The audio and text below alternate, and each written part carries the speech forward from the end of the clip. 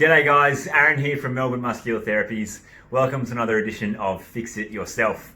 Today we're going to be talking about the QL, the Quadratus lumborum within your lower back. It's actually the deepest layer within your abdomen. That's how deep it is within your core. Okay, so coming in, Ninja, let's have a bit of a look at what's in the lower back here. Now you should have already seen the video that Ninja did on the lower back. So these are the erectors of the lower back that we've already covered. If we strip that away, we get the deeper layer. Okay, so this is the muscle here in pink. That's the Quadratus lumborum that we're going to be targeting today. So we can see it attaches to the ilium here on the pelvis, all the way up the lumbar spine through these transverse processes, and also into the 12th rib, really closely related to the diaphragm, which we'll speak a little bit about in a bit.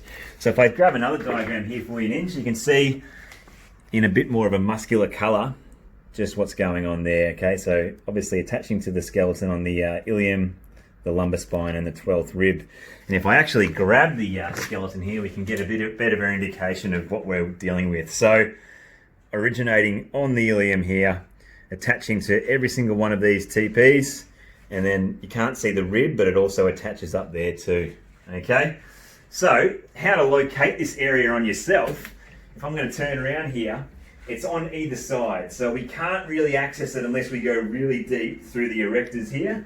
But the way to actually start to palpate it on yourself is to go in these softer parts next to the erectors and then dig our thumbs straight in like that. Okay, so I can feel it right there when I'm pushing in with my thumbs. So you might be asking, how do I know if I've got any tightness in my QL, or how do I know if I need to release this muscle? You might be the kind of person that has nagging back pain and you always feel the need to be pushing into these spots. You might always feel like there's some gunk in there or some jammed up tissue. When you bend over to pick something up or laterally flex the spine, or rotate the spine and pick something up, or when you bend back like that, you might be able to feel some pain or tension in both or one of these one of the sides to your spine. The role of the QL, it has a few primary functions. So generally what it does is extend the spine like this. It laterally flexes the spine like this to either side, and it also stabilizes the lower back. Now I told you before how it's really closely related to the diaphragm, so it has a lot of role with proper breathing mechanics, so inhalation and exhalation. So it's a really important muscle. Another way you might be able to see if you've got some dysfunction in a QL is by looking at the mirror. Okay, so because it attaches to the hip and to the spine, you might see some asymmetries in your posture, which could indicate that you need to get into one of your QLs. Okay, so if you stand in front of the mirror and you notice a hip hike to one side, that might indicate that you need to get into that particular QL. So you can see here a tight QL on the right side would pull that hip up and pull this rib cage down to close the space in this region here. Okay, you might also notice that you've got a lateral pelvic shift to one side or the other. Okay, another indication that you might have a tight QL. Because it extends the spine too, it also has a role in creating an anterior pelvic tilt. Okay, so if both QLs are really tight and compressed, they're going to compress this tissue here, excessively extend the spine, which is going to tilt this pelvis down. Okay, and that's going to cause a whole heap of issues in terms of high performance running and injury that you could be getting. Okay, so we really want to make sure that you have really good control of this rib cage and the hip. Okay, if you've got one-sided one side of your QL that's tighter than another, you might notice that you only have an anterior tilt on one side of the spine. So the left side might be anteriorly tilted and more extended, which is going to cause rotation of the spine too. Okay, so it's just really important that the techniques we're going to show today, you do explore with confidence and start pushing into your QL to see if you might be able to relieve your pain. A tight QL can also bring up pain in some other areas of the body too. So when you have trigger points in a QL, you might actually have a nagging kind of referral pain into the hip, down into the quad. And given where the nerve roots of the lumbar spine come out and down the leg, a compressed QL could also inflame those too, and that can create like a mimic sciatica down the leg. I guess for us, one of the most important things that we talk about when looking at QL function is how it relates to locomotion, so running and walking and human movement. one of the most important systems that the QL is implicated in is called the lateral subsystem. Okay, so basically that's the relationship between, say, my left QL, my right glute med, and my right adductor. Okay, so this is talking about when we start to talk about walking and our foot hitting the ground. We want to make sure that our QL is nice and strong and not super compressed, because we need it functioning properly in this lateral subsystem. Okay, so that is basically when I'm running or walking, as my right hip hits it, my right foot hits the ground, I need my right glute med, my right adductor, and my left QL to co-contract at the same time to ensure that my hips are stable. Okay, if this doesn't happen, what will happen is this: I'll hit and I'll get this big bow and shift. Okay, so you can see how that chain is now broken. My hip has shifted to the right and it's also hiked up. Okay, so you can see this side of my back is now compressed and this side is now long, and it's a whole heap of mess happening at this hip joint. Okay, so from the back here, I'll show you when I hit with this right leg, you can see there, glute med stabilizes really well, adductor stabilizes really well, and this QL stabilizes really well to keep my pelvis nice and neutral. What a bad pattern would look like is this: my foot hits, nothing activates properly, the hip is shifted, the hip is hiked, the opposite side of the lower back is jammed, and this side is long. So this QL hasn't contracted well enough to create a nice stable hip joint there. Okay, so you can see that's stable, bang, that's where we want to be. That is not optimal. Okay, so basically what I'm trying to say is if you haven't got a really well functioning QL, it can lead to a lot of back pain because the joints are taking the movement. You imagine like when you're running, hitting the pavement, bang, bang, bang, that lower back is getting compressed, getting compressed, getting compressed. This hip joint is getting jammed. Knee, ankle, it's a flow-on effect. And then you might have neck pain that'll come up and you don't realize it. It's not there. It's because this pattern has been really poor for so long. Okay, so the techniques we're going to show you today, it's important that you try on both sides. Pin something, stand up, see if you feel better. Before you go for a run or before you try some corrective exercises, try and pin your QLs and see if your performance is better. Okay, let's get into the releases. So I've got 5 tools to try out today. And the way we do it at MMT is basically to start from the most broad to the most acute. Okay, so we're going to start with the cement plug.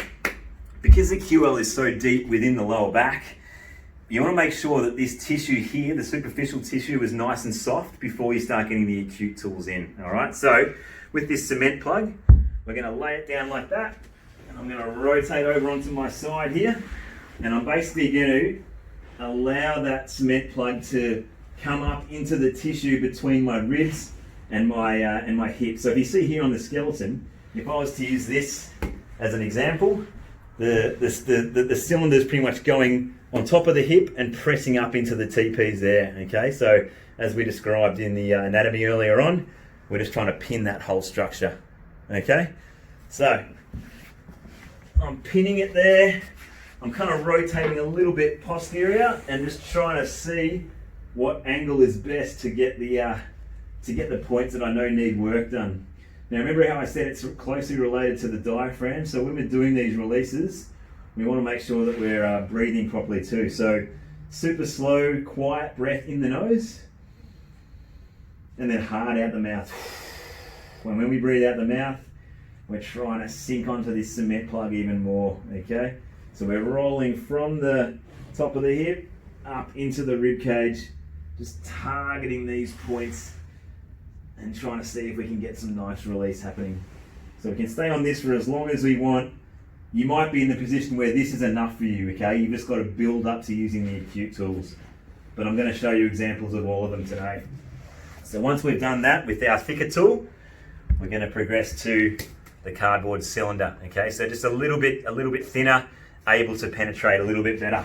So similar positioning though, letting it sink right up onto that area and then just locating where the best bits are. Still focusing on our breathing.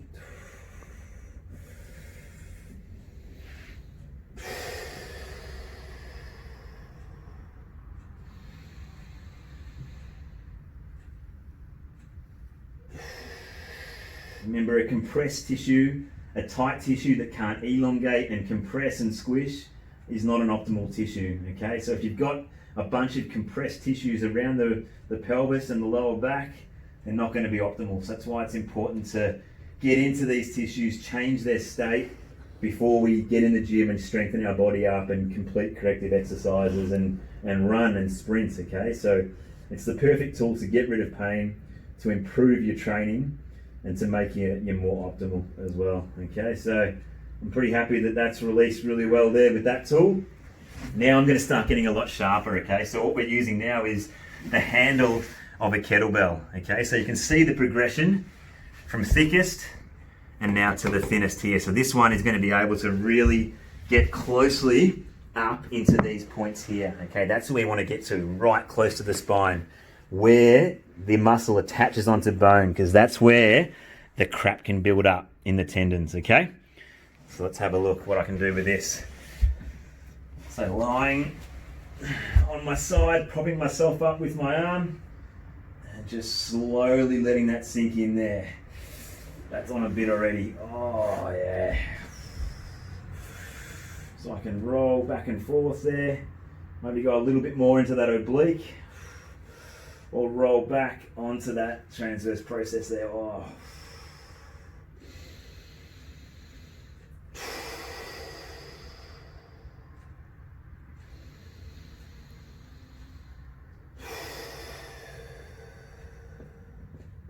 Because it's working very deep into the abdomen too. It can create like a nausea feeling too, just because you're pushing so hard, but you've just got to push through that, be relentless, stay in a zone that it feels productive though too. You'll know if it's too traumatic and you're not ready yet, so be sensible with it and gauge where you're at. So I can go a little bit further down maybe into the top of that hip. Yeah, that's really good, getting right into that ilium.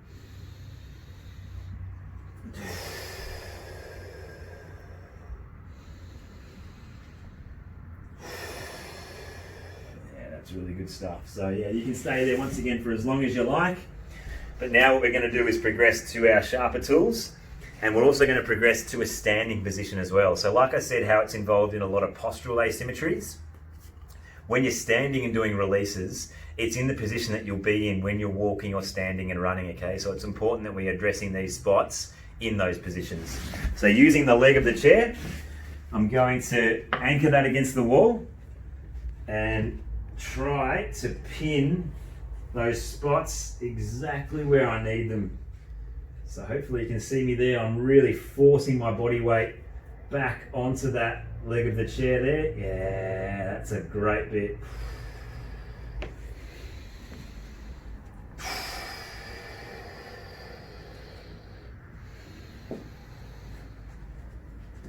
Oh, really digging it in hard there.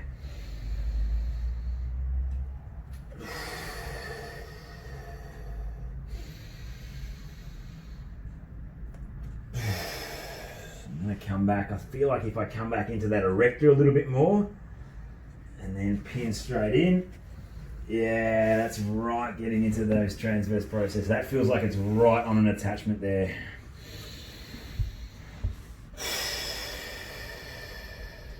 This is a great tool.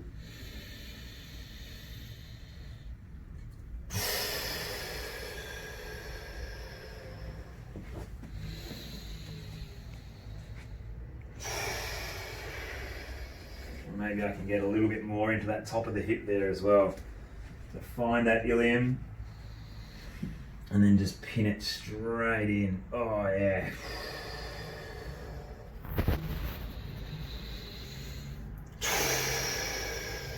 That feels great. So we've done our leg chair. Now it's time to get into something probably a little bit more standard if you're at home. So this is a lacrosse ball. You can use a cricket ball, hockey ball, spiky ball, whatever it may be, but we're going to do the same kind of technique on the wall, okay? And the good thing about this is when I'm pinning my QL, I can actually maneuver myself and roll around to find the exact point. So similar thing, find the top of the ilium there, put my body weight straight back into that ball, and then we're going to roll until we find the best bit. So I even feel maybe coming into that oblique, is quite relieving there too. It feels like it's having a bit of a separation, unloading that whole lateral side. But as I come back, then it starts to get, into that QL, right on it, that classic QL sensation.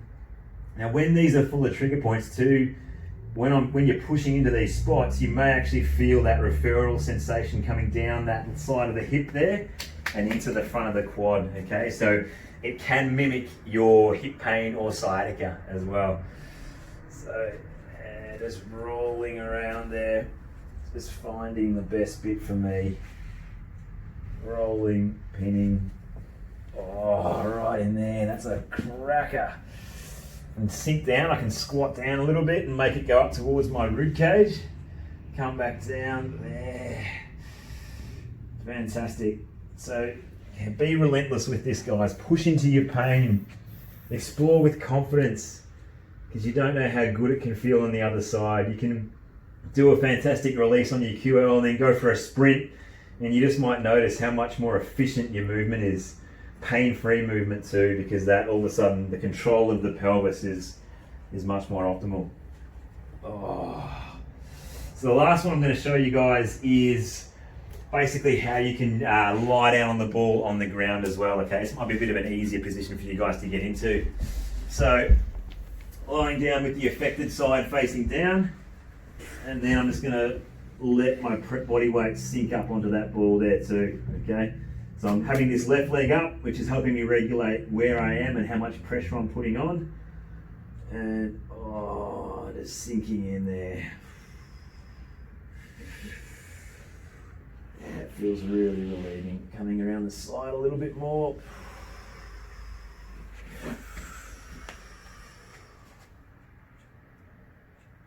It's fantastic. All right. So something I probably didn't show at the start enough, which should be a bit of a bonus tip for you here, is just how to explore into these spots with your own hands. Okay, so probably the best one to do is maybe sit down on a chair like this. So once again, it's not too taut and you're able to really pin in to these spots. And the good thing about it too is you can actually tilt your spine backwards and forwards to accentuate that pressure. So pin, hold, and then tilt back and forwards like so, and go a bit further down to the top of the hip there, pin and tilt back and forwards. Maybe come back into that erector a bit more, there, tilt, back and forwards like so. Okay, so hope that's been a really good video for you guys to understand a little bit more about your QL. Like I said, it's a really important muscle, a really strong muscle, but it is a commonly overactive dysfunctional muscle. Okay, so if you want to get the most out of your gym program or your corrective exercises or your human movement, your sprinting, please try these techniques and I guarantee you're going to have good results with your pain and your human movement. So thanks guys, stay tuned for the next video. Alright guys, got some bonus tips for you here too. So just another technique that you can try from home to get your thumbs or your own tools into that QL. Okay, so what we're going to do is lie down with our the side of retreating being up like this, and what that does is it lessens the tension on this area, which allows you to actually get in there a little bit deeper. Okay, so we can even shorten that space, lengthen that space. So you should be able to see there that I can dig in a little bit more there and then put it on stretch when I do that. Okay, so shorten and lengthen there.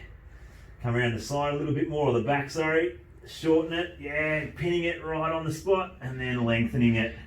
Can even straighten my leg there to get more length, or bend it and bring it up to even shorten it more. Okay, so even when you're lying in bed, whatever it may be, if your back's sore, just give these techniques a try. Just go digging in there. Okay. Now, for our fam out there with a Theracane, I forgot to show you how good this tool can be to get into the QL as well. So I'm just going to turn around here and hooking into my Theracane at the front, and I'm going to put it straight into the back of my right QL here, okay? And just watch this. The best thing about this is if I extend back, check out how deep that goes there. It pins right up onto the spine. Really gets it, and I can tilt forward and then go back. Even I can laterally flex the spine to make it disappear even more. That's how deep it can go. If I bend forward there, puts it on stretch. Okay, so I can change my direction, pinning in all sorts of directions there. Oh. Change my placement. Oh. Really getting it up there. Oh.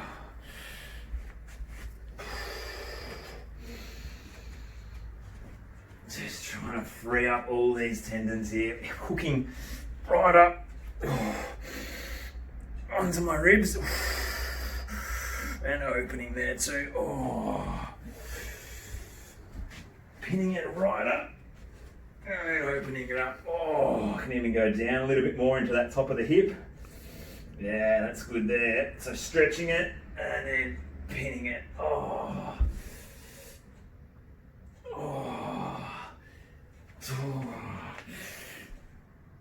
Alright guys, so yeah, another really effective tool. Keep an eye out for this. This is called Etheric Cane. This is going to make a bit of a appearance in a lot of our videos. So you can grab these off eBay for like 10 to 15 bucks. A lot of you probably already have one. So yeah, this is another fantastic tool at getting into tight spots on your body. So yeah, like, subscribe, stay tuned for more videos, and please comment with how you're going and your results as well, because we really want to know how you're all faring out there. So yeah, thanks for watching guys. We'll see you soon.